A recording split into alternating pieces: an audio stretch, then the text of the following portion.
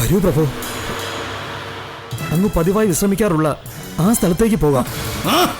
വന്നാലും പ്രഭു, പ്രഭു, ആ സ്ഥലം അങ്ങേക്ക് വളരെ പ്രിയപ്പെട്ടതാണ്.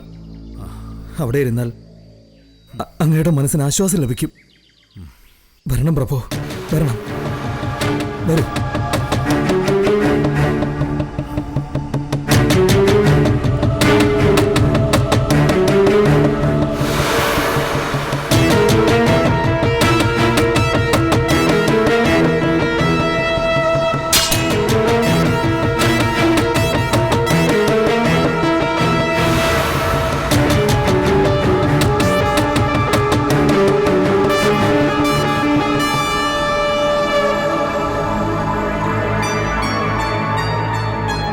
ധർമ്മസേന, കൊട്ടാരത്തിൽ നിന്നും നിഷ്കാസിതനായ നാം എങ്ങനെ ഇനി രാജ്യത്ത് താമസിക്കും?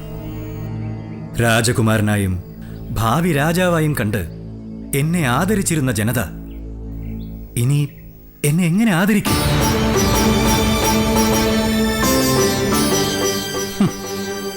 ദേ കണ്ടില്ലേ, അതുപോലെ അവരെന്നെ അപഹസിക്കില്ലേ? അതെ പ്രഭു, തീർച്ചയായും അതുണ്ടാവും. അതൊഴിവാക്കാൻ ഒരു വഴിയേ ഉള്ളൂ. നമ്മൾ അയോധ്യ വിട്ടു പോവുക. രാജ്യാതിർത്തി കടന്ന് വനത്തിലേക്കോ അയൽ രാജ്യത്തിലേക്കോ മാറിപ്പോവുക. അത് വേണം, ഉടനെ വേണം. ഇനി എന്തെങ്കിലും അയോധ്യാധിപന് മനംമാറ്റമുണ്ടായാൽ അന്ന് അവർക്ക് നമ്മളെ കണ്ടെത്താനാവരുത്. പോകാം, എങ്ങോട്ടെങ്കിലും പോകാം. പോകാം പ്രഭു. പോകും മുമ്പ് അങ്ങേക്ക് എന്തെങ്കിലും എടുക്കാനോ ആരോടെങ്കിലും യാത്ര പറയാനോ ഉണ്ടോ? എന്തെടുക്കാൻ? ആരോട് യാത്ര പറയാൻ? രാജകീയത വിളിച്ചു പറയുന്ന ഈ ആഭരണങ്ങൾ പോലും അധികപ്പറ്റാണ്. അംഗവസ്ത്രങ്ങളും ആഠ്യത്ത ചിഹ്നങ്ങളും വെടിഞ്ഞ് ആരും തിരിച്ചറിയാത്ത മട്ടിൽ നമുക്ക് പുറപ്പെടണം.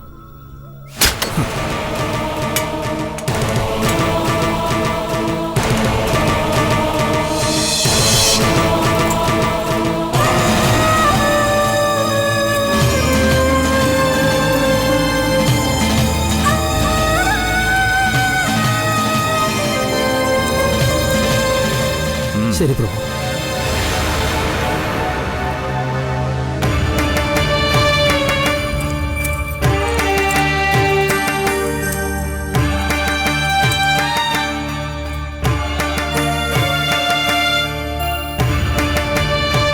പുറപ്പെടാം പ്രഭു. പുറപ്പെടാം. ഇപ്പോൾ എനിക്ക് പിതാവിനോട് നീരസം തോന്നുന്നില്ല ധർമ്മസേന. പക്ഷേ വസിഷ്ഠമുനിയോട് പൊറുക്കാനും എനിക്ക് കഴിയുന്നില്ല. അദ്ദേഹത്തെ ജയിക്കുന്നതാണ് ഇനി എന്റെ സായുജ്യം. പ്രഭു, അങ്ങയുടെ പിതാവ് അരുണ മഹാരാജാവിനോട് പോലും നേരിട്ട് ജയിക്കാൻ അങ്ങേക്ക് സാധിച്ചേക്കും. പക്ഷേ വസിഷ്ഠൻ, അദ്ദേഹത്തെ ജയിക്കാൻ അസാധ്യമാണ് പ്രഭു. ആ മോഹവും ആ വിചാരവും മനസ്സിൽ സൂക്ഷിക്കാതിരിക്കുക. അത് അപകടം ക്ഷണിച്ചു വരുത്തും. വസിഷ്ഠനെ ജയിക്കുക എന്നാൽ വസിഷ്ഠൻ തോക്കുന്നു എന്നാണ് അർത്ഥം. അത് മറ്റാരുടെയെങ്കിലും മുന്നിലായാൽ പോലും ഞാൻ കൃതാർത്ഥനാണ്. വരൂ, പുറപ്പെടാം.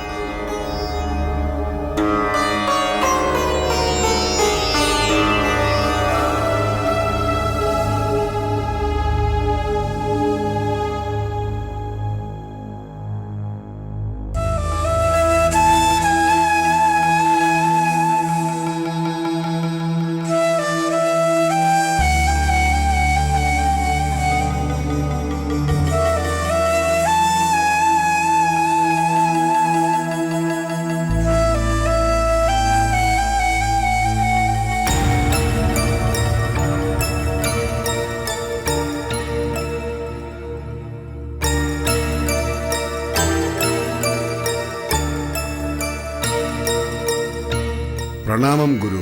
പ്രണാമം.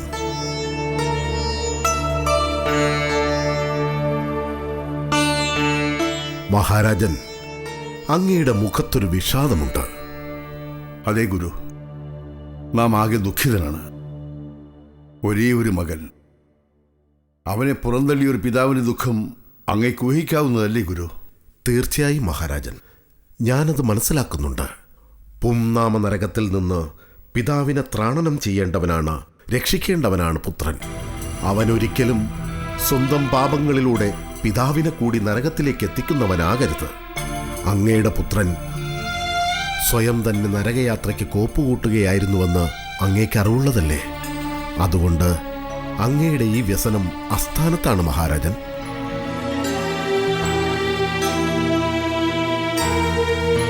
എങ്കിലും മഹർഷേ, അവൻ എന്റെ പുത്രനല്ലേ, എന്റെ രക്തം, സൂര്യവംശ തിലകമാകേണ്ട ഭാവി രാജാവ്. രാജൻ, ധർമാനുശാസനങ്ങൾ സനാതന സത്യങ്ങളാണ്. അത് അലംഘനീയ തത്വങ്ങളുമാണ്. അത് ലംഘിക്കുന്നത് അങ്ങയുടെ പുത്രനെന്നല്ല, അങ്ങ് തന്നെയായാലും ശിക്ഷാർഹനാണ്. അവിടെ ബന്ധങ്ങളുടെ മൃദുഭാവമില്ല, സ്നേഹവൈരങ്ങളുടെ വൈകാരിക തലങ്ങളില്ല. ധർമ്മനീതിയുടെ അനുശാസനങ്ങൾ മാത്രമേ അവിടെ ഉണ്ടാകാൻ പാടുള്ളൂ. പക്ഷേ മഹർഷി, ബന്ധങ്ങൾ നിരാകരിച്ചുകൊണ്ട് ഒരു മനുഷ്യന് എങ്ങനെ ജീവിക്കാനാകും? അങ്ങത് ചിന്തിക്കുന്നില്ലേ? മഹാരാജൻ, രാജാവ് ഒരിക്കലും ഒരു വ്യക്തിയല്ല. അവൻ കൈയാളുന്ന രാജ്യത്തിൻ്റെ സമഗ്ര പ്രതീകമാണ്. പ്രതീകങ്ങൾ എപ്പോഴും വ്യവസ്ഥകൾക്ക് അധീനരായിരിക്കണം. അതുകൊണ്ട് മഹാരാജൻ, ബ്രാഹ്മണ ശാപം നേടിയ മകനെ ഓർത്ത് അങ്ങിനി വ്യസനിക്കരുത്.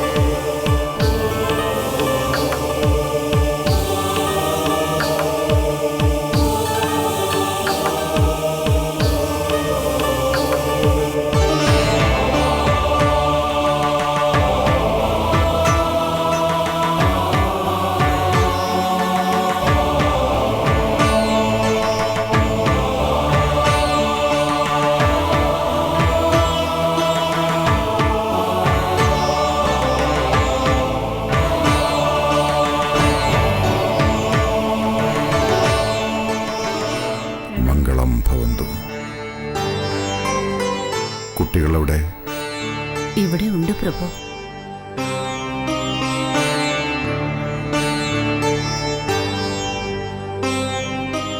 നാം പറയുന്നത് ഭവതി ശ്രദ്ധിച്ചു കേൾക്കണം. പറഞ്ഞാലും പ്രഭു. നാം വിശ്വാമിത്രൻ ഒരു കൊടിയ തപസ്സിന് വീണ്ടും സന്നദ്ധനാവുകയാണ്. കൗശകി നദീതീരത്ത് എന്നവസാനിക്കുമെന്ന് ഉറപ്പില്ലാത്ത സുദീർഘമായ തപസ്. ഫലസിദ്ധി കൈവരാതെ തപസ് അവസാനിപ്പിക്കില്ല.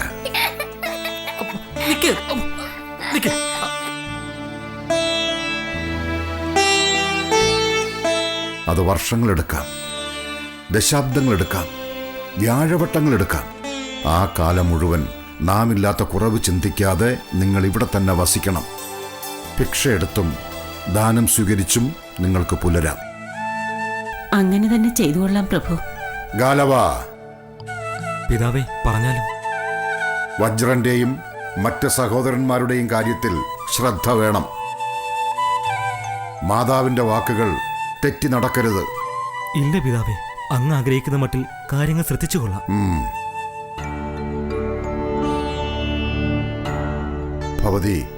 ഭവതി ഇന്ന് രാജപത്നിയല്ല, ഋഷിപത്നിയാണ്. രാജകീയ സുഖഭോഗങ്ങളല്ല, ഋഷിപ്രോക്തമായ ലാളിത്യമാണ് ഇവിടെ ജീവിതം. അറിയാം പ്രഭു. ഈ നാളുകളിൽ ഋഷിപത്നിയുടെ മനസ്സോട് തന്നെയാണ് ഈ ഉള്ളവൾ അങ്ങേ പരിചരിച്ചത്. ഇനിയുള്ള കാലത്തും ഈ ഉള്ളവളുടെ മനസ്സ് അങ്ങനെ തന്നെ ആയിരിക്കും. കുട്ടികളും അങ്ങനെ തന്നെ വളരും. നന്ന്. നാം പുറപ്പെടുകയാണ്. ശുഭം ഭവിക്കട്ടെ.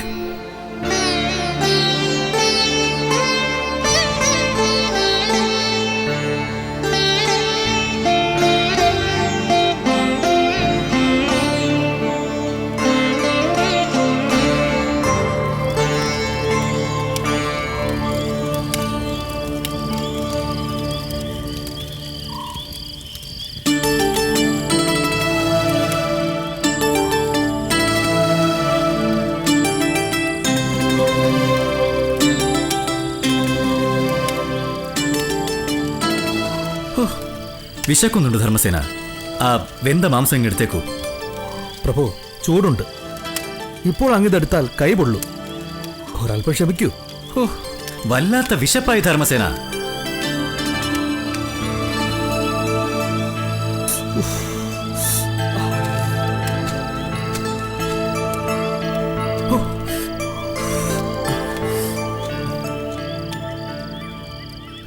പ്രഭു, കൊട്ടാരത്തിൽ നിന്നും വിഭിന്നമായ മറ്റൊരു ലോകമാണ് യുവരാജൻ. ക്ലേശത്തിൻ്റെയും സഹനത്തിൻ്റെയും സഹിഷ്ണുതയുടെയും അനുഭവ പാഠങ്ങൾ പകർന്നു നൽകുന്ന മറ്റൊരു പാഠശാല. ക്ലേശവും സഹനാവബോധവും നമ്മെ വേട്ടയാടുന്നുണ്ടെങ്കിലും ഈ ലോകം വൈവിധ്യസമ്പൂർണമാണ്, ഹൃദ്യമാണ്. കൊട്ടാരത്തിന്റെ നിത്യാവർത്തനത്തിൽ നിന്നും എന്തുകൊണ്ടും അസാധ്യവുമാണ്.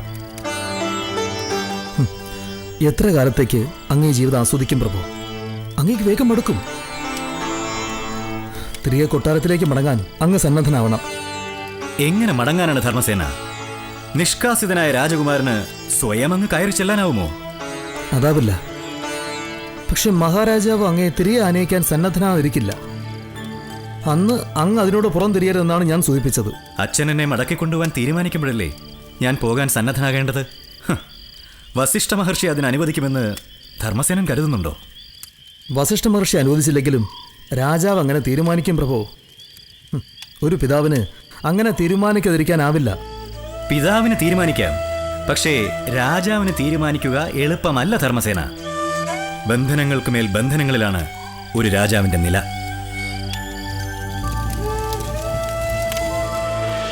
ക്ഷാത്രതേജോ വീര്യങ്ങൾക്കപ്പുറം തപോബലസിദ്ധിയാൽ ബ്രഹ്മാനന്ദസാരമാർജിച്ചോരു ഋഷി വിശ്വത്തെ മിത്രാമിത്രഭാവത്താൽ തന്നിൽ ചേർത്ത് വിശ്വാമിത്രനാം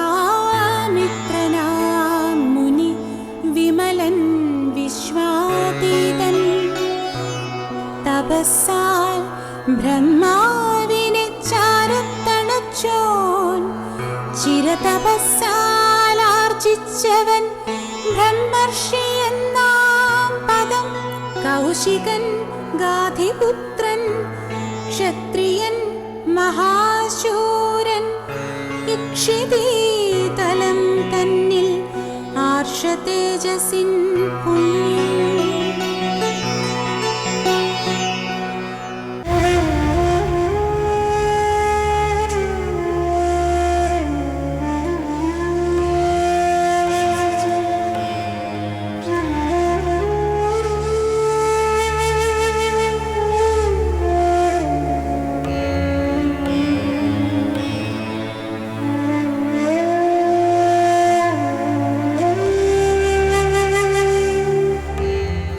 മഹാരാജൻ, സമയം അർദ്ധരാത്രി കഴിഞ്ഞിരിക്കുന്നു.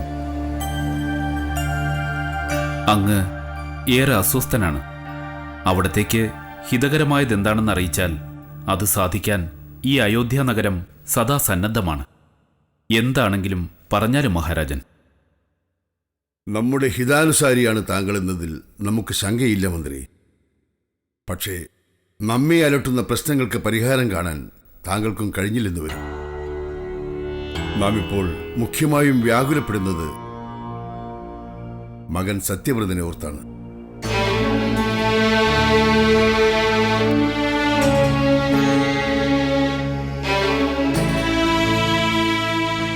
അയാൾ നഗരവും ഗ്രാമവും മറ്റ് ജനബന്ധങ്ങളും വിട്ടുപോയെന്ന് താങ്കൾ തന്നെയല്ലേ എന്നെ അറിയിച്ചത്? അതെ മഹാരാജൻ, സത്യവ്രത കുമാരൻ അയോധ്യ രാജ്യം തന്നെ വിട്ടുപോയിരിക്കുന്നു. അയാൾ ഇവിടെ ഉണ്ടെന്നോ എങ്ങനെ ജീവിക്കുന്നുവെന്നോ വല്ല അറിവും കിട്ടിയിട്ടുണ്ടോ മന്ത്രി? ഇല്ല മഹാരാജൻ, വനത്തിലേക്കോ അയൽ രാജ്യങ്ങളിലേക്കോ സത്യവ്രത കുമാരനെ തേടി ആരും തന്നെ പോയിട്ടില്ല. കുമാരന്റെ വിവരങ്ങൾ തേടി വരാൻ മഹാരാജാവ് ആരെയും നിയോഗിക്കാൻ കൽപ്പിച്ചിരുന്നില്ല. അങ്ങ് അതിൽ ഉത്സുകനാണെന്ന് പോലും ഞങ്ങൾ ചിന്തിച്ചിരുന്നില്ല മഹാരാജൻ. സത്യവ്രതം നടത്തിയ ബ്രാഹ്മണ നിന്ദയെ നാം ലഘൂകരിച്ച് കാണുന്നില്ലെന്ന് ബോധ്യപ്പെടുത്താനായിരുന്നു അന്ന് അങ്ങനെയൊരു കടുത്ത നടപടിക്ക് മുതിർന്നത്. പക്ഷേ അതിന്റെ പേരിൽ കുമാരൻ രാജ്യം തന്നെ വിട്ടുപോകുമെന്ന് നാം കരുതിയില്ല. ബ്രാഹ്മണ കോപം ശമിക്കുമ്പോൾ സത്യവ്രതനെ മടക്കിക്കൊണ്ടുവരാമെന്നാണ് നാം കരുതിയത്.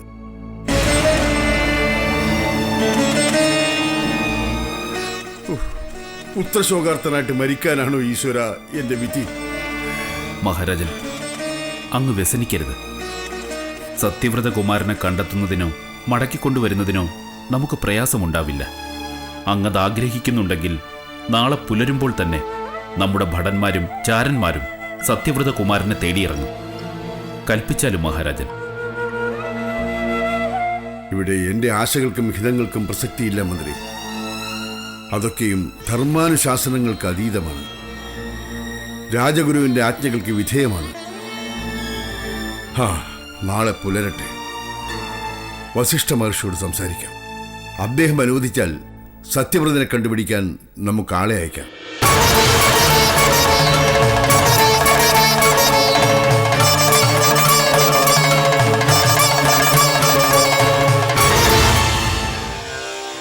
ആത്മീയ മണ്ഡലത്തിൽ പ്രവർത്തിക്കുന്നവർ നിസ്സംഗരും പരിത്യാഗശീലരുമായിരിക്കണം. ലൗകികരായ മനുഷ്യരെ പോലെ അവർ സ്പർദ്ധയും സ്വാർത്ഥതയും വച്ചു പുലർത്തിയാൽ ആത്മീയതയുടെ അർത്ഥം തന്നെ നഷ്ടമാകും.